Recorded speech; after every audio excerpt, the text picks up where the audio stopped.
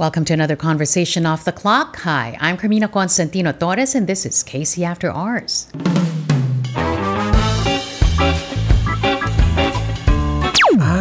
Ang layo pala ng ang tinitinan ko, nandito lang pala sa tabi ko. Parang sabihin sa kanya, crush mo, no? Sa mga ex ko, hello! Hanggat hindi mo nararamdaman or hindi mo nakikita yung mga red flags na yun. Kung ano yung pinagdesisyonan mong sundin, panindigan mo. Siguro yung pagkakaroon ng baby, ng anak. The newsroom. Aside from breaking news, it can also be a place where broken hearts lie. Maybe because of failed work or failed relationships. Maniwala kayo, maraming broken-hearted dyan sa newsroom. But the newsroom can also be where two people can find love. One that's enduring, one that exists resolutely, despite the frantic and frenetic pace of the place. Katulad ng nangyari sa mga susunod nating panauhin. Magkaibigan noong una, naging magkaibigan bandang huli. Let's all welcome journalist Maris Umali and Rafi Tima. Rafi and Maris, nice to have you on the pod. Welcome. Hello, thank you for having us. I have to say na parang, okay, this is the first time we've ever sat down and we're about to have this conversation.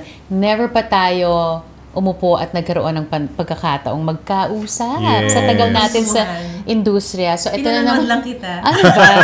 So ito na naman po ako, nangingibang bakod na naman. Baka sabihin ng mga boss nyo, ano ba itong si Carmina? Kung sino-sino na ini-interview from Uso na ngayon yan. Diba? Sa industriya. I feel like this kind of an environment allows me to, have this conversation with you. Diba? So, ang masaya ako actually na nandito kayo ngayon. Masaya rin kami. Ay, great. Nakita kita.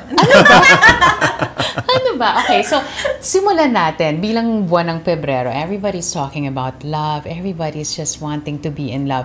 It's so easy to fall in love, hindi ba? So easy. But how do you sustain it? Lalo na isang industriya ninyo. How are you able to sustain your love for each other? Ako sa tingin ko, parang naging advantage pa nga yung fact na magkasama kami. Kasi parang kahit nasa newsroom kami, parang it's like dating. Kahit na hindi naman kami talaga diba, parang dahil magkasama kayo, parang na rin yung nagde-date. Hindi naman kasi kailangan you eat out for you to be able to date. Parang the fact na we're spending time together in the newsroom, nakapagkwentuhan din kami, apart from doing our job. So parang quality time na rin yun for us. Correct. Pag sa newsroom kasi, di ba, Rafi, ang dali-daling ma-in love. Sa totoo lang. Kasi, di ba, you're always together, the late nights, the long days, the familiarity, ganyan. But to sustain it is another story altogether. So, paano mo na-sustain yung pagmamahalan Doon naman kami ninyo? nagsimula doon sa sinabi mo, yung familiarity. Barkada kami, di ba? So, ever since, kahit nung naging kami, tuloy pa rin naman yung pagiging barkada namin. Siguro yun ang nakaka-sustain doon. Na we're very good friends. Nasasabi namin lahat ng gusto namin sabihin sa isa't isa. And of course, since nasa isang industriya kami, alam namin kung ano nangyayari sa paligid namin. Diba? So, ang dami namin na pagkukwentuhan, ang dami namin na pag-uusapan. So yun, kaya nasusustain. Because you know so much about each other already before you actually thought na, wait a minute, there's something more to it. Wala bang kadiri factor? Na parang, yuck! Am I really falling in love with Maris? Oh my God, kadiri to. Am I falling in love with Rafi? Walang ganon? Parang hindi ko naman Wala naman, oo. Parang ang sa akin is parang, ang layo pala ng ang tinitinan ko, nandito lang pala sa tabi ko. Parang mas ganon, no? Yun na feel ko. Tapos yung akin naman, kasi parang parang siyang school bus namin before eh. Parang, syempre isang barkada kami, tapos parang siya yung laging naghahatid sa aming lahat. Tapos, every time na hinatid niya ako, parang tawanan lang kami ng tawanan. Until that moment na parang na-realize ko na, shucks, ang sarap pala na pag halimbawa meron kang, kung halimbawa maging boyfriend mo to, tapos tawa lang kayo ng tawa na parang nag-i-enjoy lang kayo. Na hindi so, hindi mo naramdam. Oo, pero hindi nyo naramdaman na, teka lang, iba na itong naramdaman ko. Meron siyang binalaan sa mga kasama namin sa newsroom na huwag niyo akong lolokohin tayo. Not in a negative way. Kasi yung sa akin, kasi di ba sanay naman tayo na lolokohin mo hanggang sa maging kayo. Ang sa akin, gusto ko for us to develop naturally. Na huwag niyo kaming pilitin. So, may mga gusto nang ibiro ako sa kanya. Sabi ko, wag. Huwag nyo kami biruin. Wait ha. I've fallen in love and fallen out of love so many times already in my lifetime to know that nothing happens spontaneously ha. Meron at meron na yan nung una pa lang. Hindi ako naniniwala. Hindi ako aminin mo na. Hindi ako naniniwala na parang, barkada, meron na yan. Basta hindi sa akin galing. Hindi, pero nung first time ko siya nakilala actually, biniro na kami ng boss namin. As in, galing kasi siya sa Mindanao. Matagal ako parang noon. 3 months siyang nagko-cover sa yung mga Abu Sayyaf. Tapos parang nagkaroon siya ng break. So, balik muna siya dito sa Metro Manila. Tama-tama, bago rin siya. siya. Tapos, parang tinutour kami ni Mama Risa sa newsroom. Kasi bago yung GMA yun, yung building ng newsroom. Tapos, nandun na kami pala. Sorry, hindi akong tinutour. Si Rafi pala yung tinutour. Kasi kagagaling lang niya sa Mindanao. So, kami naman, empleyado na kami nung time na yon. Tapos, nung dumating si Rafi, parang sinabi sa kanya ni Mama Risa, Rafi, eto mga dalaga, ganyan. Tapos, ayan si Maris, dalaga yan. Si Rafi, binata yan. So, biniro na kami nung una pa lang. Okay. Pero of Nakita course, mo na siya? Alam mo na? nakita ko na siya, syempre. Syempre, syempre. Meron na. Nagandahan ako sa kanya. Yes, oo. Pero nung after that, naging part siya ng circle ko. Barkada namin. Barkada talaga. Barkada talaga. Kasi meron akong boyfriend nung time na yun. Dahil lang may boyfriend siya. Nagkaroon din ako ng girlfriend after. Pero alam ko yung pinupoint mo. Ako siguro nagkaroon ako ng realization after a long while na magkabarkada kami. Na talaga? Ito pala yung hinahanap ko. Harang ganon. Gusto ko yung ganitong klase ng babae. Of course, meron kang mold, di ba? Yun yung ini-aim mo. Tapos, dumating sa point na, sandali, mukhang nag-fit siya sa mold na gusto ko. Siya pala yun. So yun, siguro yun yung pinupoint mo na dapat matagal na. Oh yes, parang siguro nakita ko na lang siya sa kanya. Inumpog ka na ng Diyos. Pwede.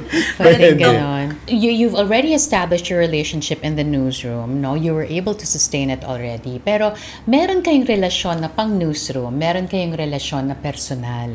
What do you do when the lines get blurred? Fortunately, hindi naman. Siguro professionally wala. Kasi nagko-collaborate din kami. Kasi, of course, meron din ako, may mga kino-cover ako, may mga certain coverages ako na hindi niya kino-cover. Ganon din siya sa akin. So, for example, ako nagko-cover ako ng terrorism, mga ganon, defense. Siya nag-PNP rin siya. Tsaka nag-defense din ako. Nag-Mindanao din ako, yung mga Abu Sayyaf. Pero kumbaga may expertise ako doon. Siya naman, yung expertise naman niya is political, religious, mga ganon. At some point, sinama niya ako. Ako yung naging cameraman niya sa isang coverage sa Rome. So nagko-collaborate talaga kami. Pero walang you never got to that point na iba yung nag-blur ba? Yung parang naghalo-halo yung personal sa professional, gano'n. Walang gano'n. Wala eh. Hindi. Siguro parang dahil masyado kaming magkaibigan, kaya parang lahat pwedeng pag-usapan. So, wala kaming hino-hold back from each other kapag meron akong tampo or meron akong anything. Basta ako kasi bilang mahilig ako manood ng mga Korean novela at marami sa mga drama. 'Di ba yung mga conflicts nagmumula sa kapag hindi ka nagsasalita. Tapos yung resentment just builds up. Correct. So hindi ako ganon. Kapag halimbawa kahit na konting bagay, talagang sinasabi ko na, halimbawa may nagandahan ako sa isang babae ganyan. Tapos parang sabihin ko sa kanya, crush mo, no? Yung parang nililipat ko sa kanya yung admiration ko dun sa taong yon. Gusto ko lang ma-feel na baka mamaya gusto rin ito di ba? Ano ba yan? The mind tricks that you play. Pero, di ba? Pare. So, ganun ako ka-open. Na parang kahit na yung pinaka-simpleng bagay na medyo pwedeng maka-affect sa akin o mababother ako. Sasabihin ko na kagad para wala nang maging conflict. That's a good point, because maybe couples are watching you guys right now. When I asked you a question, what do you do when the lines get blurred? Parang ang nababasa ko sa inyo is, you make sure they don't. Diba? Yun na sana isasagot na susunod Na kung may conflict talaga, nag-giveaway ako. Wow. Ikaw lang lagi. Have you ever had that point na you had to call each other out for, not personal kasi iba naman yung personal na pwede nyo naman sabihin yung gusto nyo sa isa't isa behind closed doors. But professionally, nagkaroon na ba ng point na may ginawa si Maris, may ginawa si Rafi, and then you didn't feel right about it and you had to call each other out? May mga ganun na ba? Wala naman. Parang, kung meron man, yung friendly na kon lang din. Sa coverage, for example, dapat ganito yung tinanong mo. For example, lang. Or atake, ganyan. Or dinagdag mo to. Siguro, ganito, dapat nagdagdag ka ng ganitong tanong. O next time, kasi narinig ko rin siya. So, tapos meron, syempre, iba pa rin na narinig mo from the outside. Siguro, kung nung siya'y nagtatanong, hindi niya naisip dahil siya nandoon, di ba? Correct. Ako listening lang siguro sa radio o kaya nung umere na, may naisip ako ibang angulo. So yun, nagsasuggest ako sa kanya. Ganon din ako sa kanya. Kahit minsan nag-newscast siya ng live, tinetext ko siya, dapat natanong mo, ganyan. Okay, o kaya minsan nag-message ako sa kanya. Okay, nagmamadali ka na naman. Oo, sasabihin ko sa kanya, bagalan mo lang yung pagsasalita na ano ka na naman, nabubulol ka na naman. Okay, so, and how important is that na you have each other as the critique of each other and as a cheerleader and as a cheerleader also, and being respectful of the critique also. Gaano ka-importante yun sa inyong dalawa? Very important. Kasi parang parang tinitignan namin yon as support. Diba? Parang you don't take it negatively. Parang kaya niya ginagawa yun is because he wants me to also grow and he wants the best for me.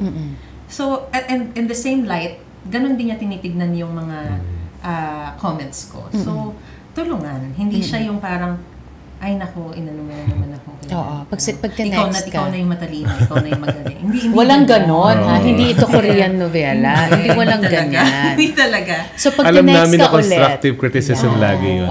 Did you talk about that? Did you talk about that before you got married? Hindi namin pinag-usapan yan. So pag tinext niya, bilis mo na magsalita, bubulol ka. Tama siya usually, Kasi nabulol talaga siya. I'm talking to you right now, of course, as a married couple, but as individuals, both of you are powerhouses, right? How important is it for you, Rafi and Maris, to have still that identity? Na you're not known as Mrs. Rafi Tima, right? And you're not known as the husband of Maris Umali. Well, hindi rin. Kasi ang daming tumatawag sa akin, yung asawa ni Maris. May gano'n? Pag nasa Quiapo ako, for example, di ba asawa ka ni Maris? Okay na naman sa akin yun. Wala naman problema sa akin yun. Pero nangyayari. Isa na mag-asawa kami. Nangyayari. Pero gano'n ka-importante? Pride pa nga eh. Of course. But how is it important? Is it that important for you or hindi naman? Ako hindi gaano. Hindi rin. Or siguro dahil na-establish na rin naman namin yung sarili namin long before we got married. So, parang minsan nga gusto ko nang gamitin yung Maris Umali Tima, kaya lang wala. Normal lang. Actually, I even asked him nung ikakasal na kami, ano bang gagamitin kong pangalan? Maris Umali Tima? Sabi niya, hindi. 10 years ka ng reporter nung sabi niya, Maris Umali, okay lang. Alam mo, hindi lahat ng lalaki ganyan. No, really. Yeah. Diba? Lalo na dito sa bansang to, napaka-macho ng lalaki, diba? Bakit sa'yo, andun yung respeto na you're gonna let her be? Yeah, alam ko naman kasi din na at that time, career-oriented siya. At gusto ko rin siya mag-flourish sa industriya. So yun, nandun yung respeto ko sa kanya. Nakilala ko na siya bilang isang reporter at driven siya at gustong-gusto niya yung trabaho niya. So, kung makakatulong sa kanya yun, bakit hindi? At saka sa pag-aasawa, wala naman sa pangalan. Yes. Diba? So, mas malalim doon ng samahan. Correct. True. Pag pumapasok ba kayo sa newsroom, ano sa tingin ninyong bulungan ng mga tao? Diyan naman yung mag-asawa, ganyan-ganyan. Or parang... Hindi kami pumapasok sa news. Hindi. Kasi hindi talaga. Diretso na kayo sa field.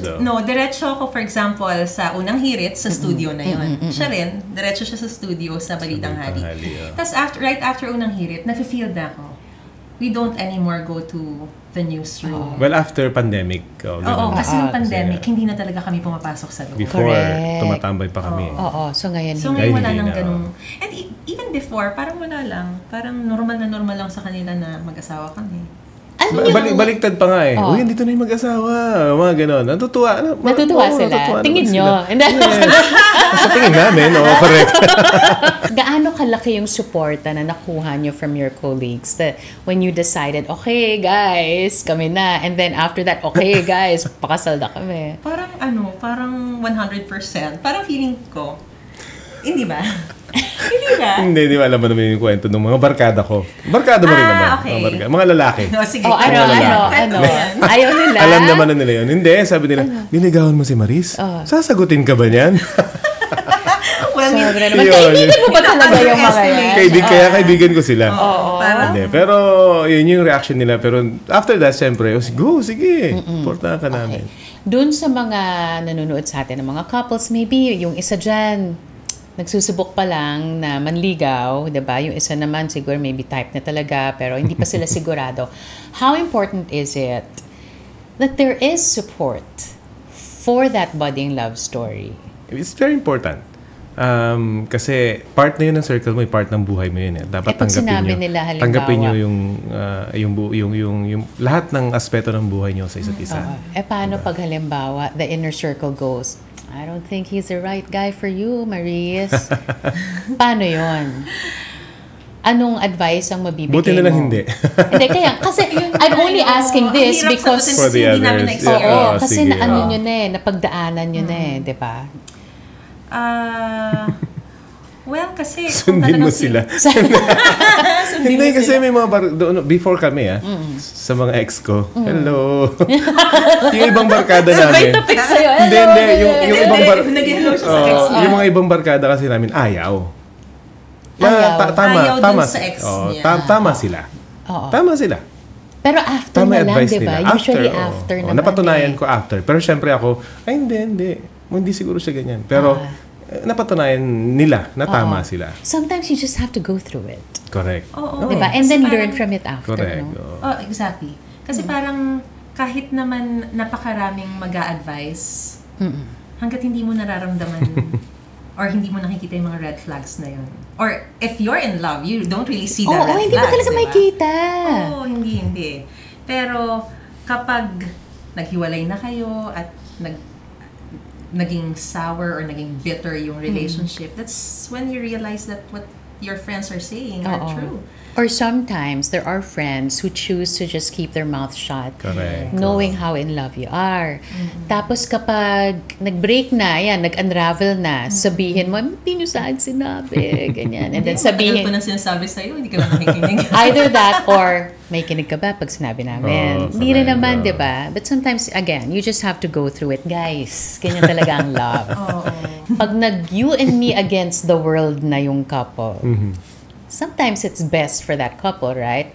But sometimes, that already says a lot pag nag-you and me against the world kayo. So, anong advice mo sa kanila? Fortunately, sa amin hindi.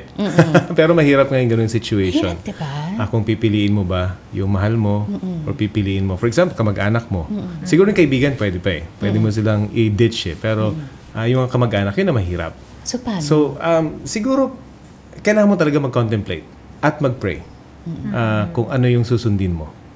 And then, kung ano yung pinagdesisyonan mong sundin, panindigan mo. Diba? Work on it.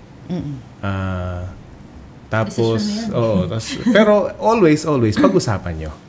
Pag-usapan nyo. Hindi yung, basta. Kailangan pag-usapan nyo kung ano yung naging problema. Ano yung issue. For example, sa mga kamag-anak mo, convince mo, hindi. Ganito siya. Hindi nyo lang siya kilala. Kung gusto nyo, sige, every weekend magsama-sama tayo para mas makilala. Yung mga ganon. Siguro yun din yung kagandahan sa amin kasi, well, for one, hindi naman namin na-experience na merong nega sa relationship namin. Pero at the same time, both of us are very open to our families. So parang, hindi siya yung nagiging struggle. Our jobs as journalists, di ba? Hindi naman pwedeng ginagawa lang natin to dahil trabaho. May punot dulo kasi ang lahat ng ito eh. Yung pagmamahal natin sa bayan. Paano ito nakatulong sa mas pagyabong ba ng pagmamahal nyo sa isa't isa? And conversely, yung pagmamahal nyo sa isa't isa, how does that feed your love for country also? Pareho kasi kami na sinusuportahan namin yung kagustuhan namin to serve the country. Parang, halimbawa, kaya namin to ginagawa. Halimbawa, for example, ang dami niyang mga delikadong coverages, okay? Madalas siyang ma-assign sa Mindanao nung time na may giyera. Lahat ng klase ng giyera pinuntahan niya. Even abroad, Iraq, Afghanistan, Egypt, nung time na nagkaroon ng Israel-Hamas war. Nandun siya. Pero alam ko rin kasi na gusto niya yon. Kaya kahit na parang ang hirap-hirap for a wife, na kahit na ginagawa ko rin naman before na pumunta sa Mindanao, nagko-cover ako, ang hirap pa rin tanggapin na parang bakit lagi na lang siya? Bakit meron namang ibang lalaki na pwedeng i-assign sa coverage na yun? Pero dahil siya yung pinagkatiwalaan for that coverage and alam kong gustong-gusto rin niya yun, kahit na it's very difficult for me, okay lang sa akin. Papayagan ko siya. And yung mga coverages na yun, hindi siya maikli For example, yung sa Egypt niya, 1 whole month. Tapos may giyera. Yung sa West Philippine Sea niya na coverage, yun siya yung nakakuha, di ba, na talagang wino-water cannon sila at nagpapalipad siya ng drone. Hindi na siya umabot na makapasok sa loob dahil nagdo-drone pa siya nung time na yun. Kaya nakuha niya yung maganda, very beautiful shot na talagang wino-water cannon sila. Lahat yun sobrang delikado. Pero alam ko na mahal niya yung bayan, kaya niya ginagawa yon. And ako rin, dahil gusto ko rin na mapakita niya yung pagmamahal niyang yon, sinusuportahan ko siya. And of course, nandun din kasi yung pagmamahal ko sa bayan na kailangan lumabas yung mga stories na yan. Kaya naiintindihan At ikaw yun. At ikaw yung makakapaggawa ng story ang yun. Kaya suportahan kita kahit na grabe yung pressure on my part kasi parang everyday parang nakakatakot, ano ba mangyayari sa kanya, ganyan. Tapos may mga times pa hindi ko siya makontak. Yung mga ganun. It only underscores the fact, no, Rafi, na in what we do, whether it's love for each other, di ba, or love for our craft, kailangan may higher purpose. Yes, Especially sa ating, in our line of work, it's really love for country. Yun ang punot dulo. At the end of the day naman kasi yung growth nyo, sa personal, on a personal level, yung growth nyo, yung gusto nyo, maging masaya kayo together. In effect, ganun din naman ang gusto mo sa bayan mo, di ba? Na maging masaya lahat. Kung ano yung nakikita mo abroad na magaganda, sana maranasan din ng bayan mo. Mag-grow yung bansa mo bilang isang bayan. So, ganun din. So, kumbaga, ganun yung pakiramdam ko. On a personal level at saka sa work ko, sa trabaho. As fellow journalists, nag-iba, no? Nag-iba in recent years. Yes. The landscape of journalism in At this country. nag-iiba pa hanggang ngayon. At nag-iiba ulit, 'di ba? Hindi mo na paminsan hindi mo na mawari ano na ba talaga, hindi ba? Pero ano sa tingin ninyong dalawa? Rafi, you take this question. What do you think is the biggest challenge now that we journalists face? Siguro yung napakinggan tayo ng taong bayan, patuloy pa rin tayong pakinggan at pagkatiwalaan. Yun ang mahirap ngayon kasi nga medyo may pumasok na isang malaking politiko sa ibang bansa at nilabel tayo as fake news. Mula noon talagang downward trend na parang ang hirap ng pagkatiwalaan ng mga mainstream media. Mas pinagkakatiwalaan na nila ibang forms. Ibang platforms din, oo. So yun siguro, yung tiwala ng taong bayan dapat nating, kung ano yung tiwala nila ngayon, ma-maintain natin at magdagdag pa tayo ng mga taong magtitiwala sa atin. Kasi at the end of the day, tayo naman kasi yung sumusunod sa journalistic ethics talaga. 'Di ba? Sa atin sila makakakuha ng tamang impormasyon.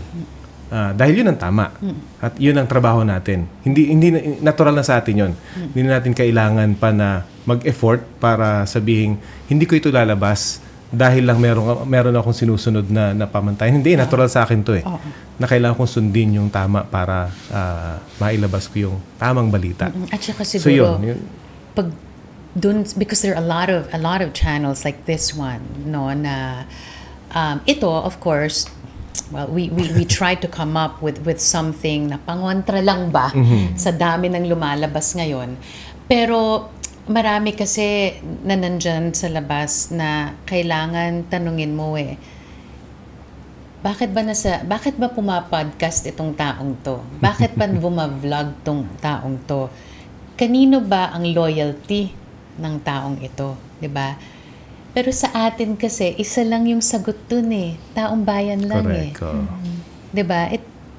Who are we loyal to? Country and her people. Tanungin mo yung iba, ang dami mga kung ano-ano. So siguro yun yung pamantayan, diba? Actually, yun nga yung gusto kong i-add na parang kahit na mainstream tayo, kailangan din nating sabayan kung ano na yung mga mas nag-flourish na mga platforms. We also have to be there for us to be seen, for the people to continue to listen to us. Kung saan sila nakikinig, puntahan din natin yon para maparating din natin yung mga mensahe natin. Kailangan natin mag-adjust constantly. Diba? Because this is what I always say, the pendulum always swings back. Correct. Right? And when it does swing back to us, we have to be there. Hindi tayo pwedeng surrender, guys. Correct. Diba?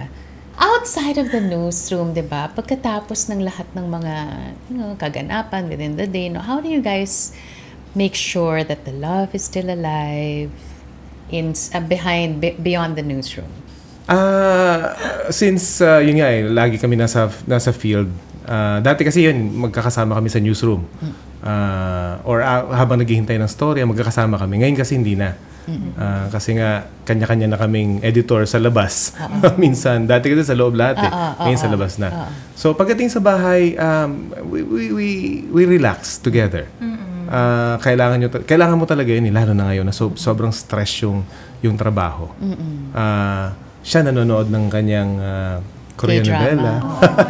At ini-encourage niya rin ako na manood. Kaya mo? Yes, so nanonood naman ako ng Kingdom, di ba? Ikaw naman, how do you make sure keep the love alive? Ano pa rin, like halimbawa, aayain ko siya na kakain kami sa labas pa rin. Yung constant na date. Constant dating, no? Constant dating. Tsaka yung halimbawa, yung travels. Kailan na ulit tayo magta-travel. Parang medyo na umunti lang siya nung nag-pandemic. But ngayon, tinatry namin na ibalik na ulit siya. Kasi before, parang mga 3 times, di ba? A year. Parang mag-leave talaga kami, magta-travel talaga kami. So, yun yung gusto namin mabalik ulit. Kasi most of our travels right now are work-related. So, dapat mabalik ulit yun. Siguro parang after the elections.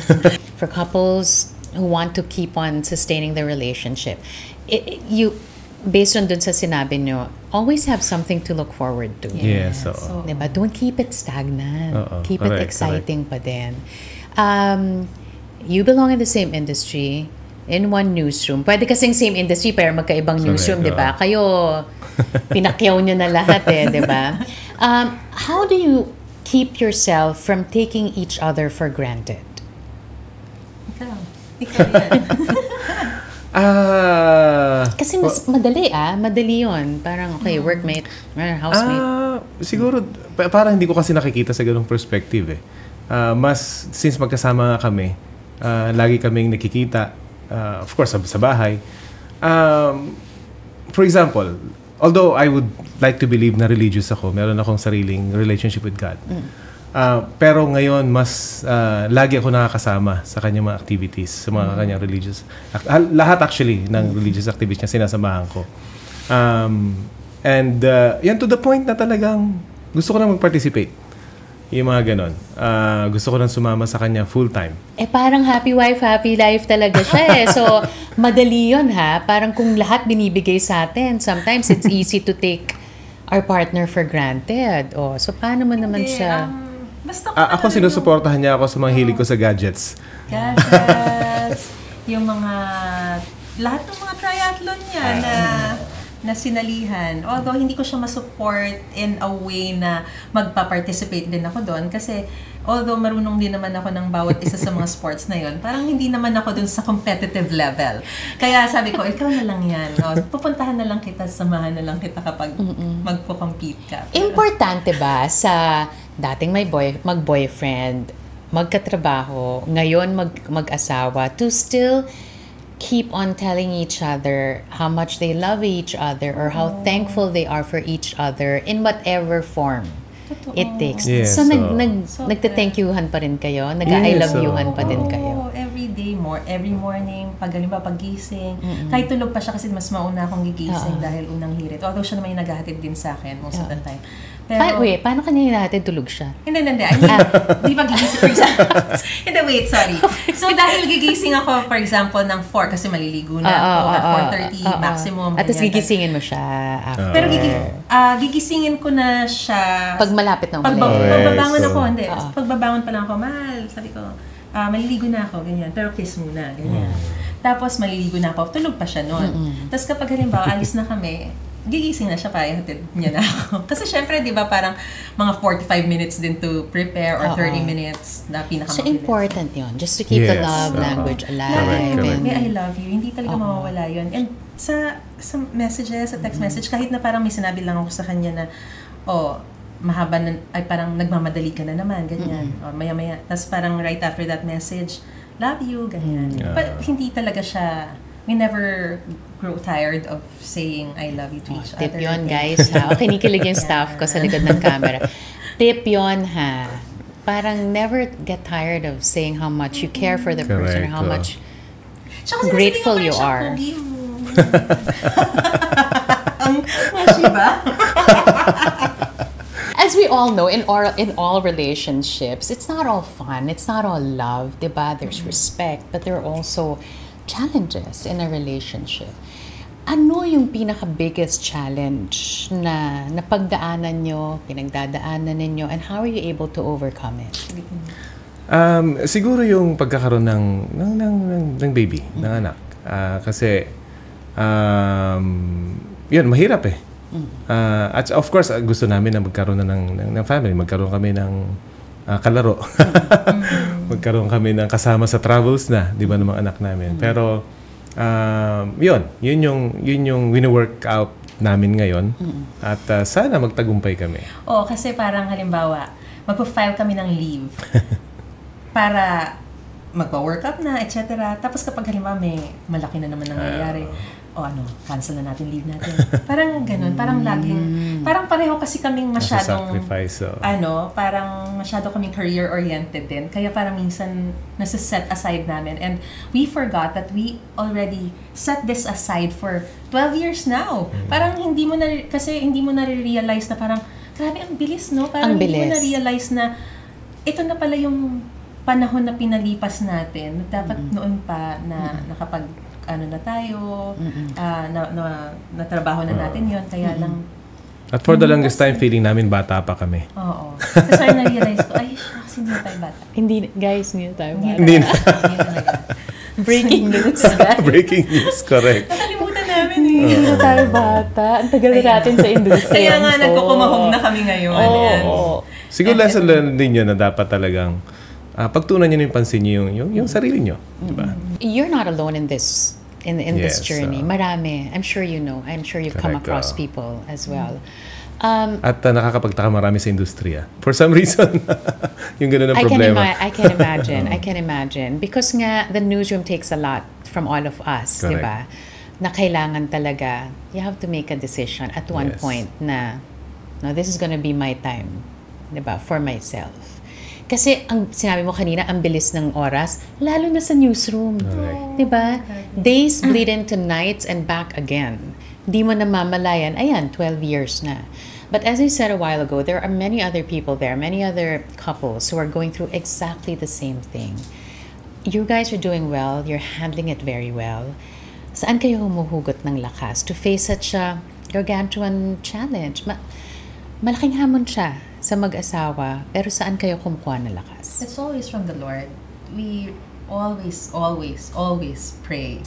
As in, talagang from the very start, alam niya how devout a Catholic I am. And alam niya yung commitment ko sa church. Noon pa talaga nagsiserve na ako sa simbahan. So, nire-respeto niya yun. And ngayon nga, parang sa kanya na rin nanggaling na gusto niya na rin sumama sa lahat ng mga ginagawa ko. So, at napatunayan namin, even dun sa mga pinaka mahihirap na times, the most challenging, it's always prayer that keeps us bonded. Na, halimbawa, we fall, we stumble, yung relationship namin kay God, yun yung magpapaangat ulit sa amin. Yun yung that will bond us together.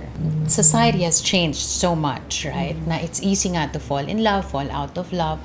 What advice would you give young people out there on keeping, not just falling in love with a love story, not just falling in love with love itself? Kasi may ganyan, di ba? Correct.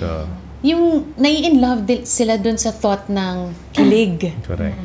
But to sustain it and really nurture that love, dun ata nagkukulang yung iba. What advice would you give them? Rafi first and then Ako siguro kilalanin mo. Yun lang, basic lang naman sa akin, na maging barkada mo siya. At kung manligaw ka man, hindi talaga, ako nung naligaw sa kanya, first time ko manligaw actually, Wait. Sorry. Wait So sabi niya marami na siyang ex, bago ikaw. Yes. Pero first time mo manligaw. Yes. So, nagiging sila. Nagiging kami na lang. Nagiging kami na lang. Sorry, pero baka pare. Iba. Okay. Pero nung siya talagang hindi para sa akin yung panliligaw hindi siya best foot forward. Kung ano yung ikaw, dapat yun. Ilabas mo kung ano yung ikaw. Yun yung panliligaw mo dapat. Hindi yung ipakita ko yung best ko, hindi. Wag. Kasi yung best mo, kung minsan hindi mo masusustain yan eh. Tao ka lang. So yung vulnerability mo, dapat ipakita mo rin sa kanya. So ganun ko siya niligawan nung nagpaalam ako sa magulang niya, nagpaalam ako sa kanya. Bago ka manligaw? Bago ako nanligaw. Bago ka manligaw, nagpaalam ka? Yes. So, Can I court your daughter? Kanyan? Nagpaalam ako. Kasi matagal na kayo magkaibigan, so parang feeling niya, baka mamaya, baka pag halimbawa, misinterpret din. naging tayo na lang, isipin niya, to parang make disrespect. advantage niya. Tsaka disrespect din sa kanila. So, sinabi niya sa magulang ko na, niligawan ko na po si Maris. Kasi hindi na to yung naghahatid lang siya as a friend. Naghahatid na siya as someone who is courting me. Hindi na to bus driver. Driver for life na to. Driver seat lover na ito. Oo, totoo. So yun, kilalanin mo at kung pwede barkadahin mo para talagang alam mo na siya na. Okay, pag napasagot na, how do you... Diba? Then, continue the friendship. Ako yung gaya pa rin ng mga sinabi ko kanina na communicate openly. Kasi hindi na tama yung parang kapag meron kang nafe-feel, kahit na feeling mo maliit na bagay lang yun, parang you'll just keep it to yourself kasi baka ang petty ng dating. Yeah. Pero hindi mo namamalayan, resentment may build up. So at least if you communicate openly, walang nagiging misunderstanding dun sa relationship nyo. Pangalawa, support each other's growth and be each other's cheerleaders. Yes. Diba? Kasi, kailangan mong respetuhin na kahit na maging couple kayo, you're still unique and you're still different. So, you have to respect the differences. Tapos, of course, continue to have quality time together, yung continue to date each other, yung sinabi ko nga na parang continue to court, kasi kahit na kayo na, parang dapat tuloy-tuloy. And of course, love is a constant and a daily choice. So even if you go through a lot of challenges, kahit na bumagsak na yung relationship nyo dahil ang tindi ng pinagdadaanan nyo, at the end of the day, you committed to each other. Yeah. At kinasal kayo eh. It's not just between you. God is also at the center of your relationship and nag-commit din kayo na magsasama kayo for the rest of your life. So, continue to put that in your heart na kahit na meron tayong matinding pinagdaanan, mag-asawa tayo at hanggang sa mamatay tayo, mag-asawa tayo. Oh, Rafi. Hanggat ka Correct. Correct. Correct. Yan. Rafi Tima, Maris Umali, a pleasure talking to you both. Thank you. And that's it for another episode of KC After Hours. You know the drill. Like and subscribe. I'll see you on the next one.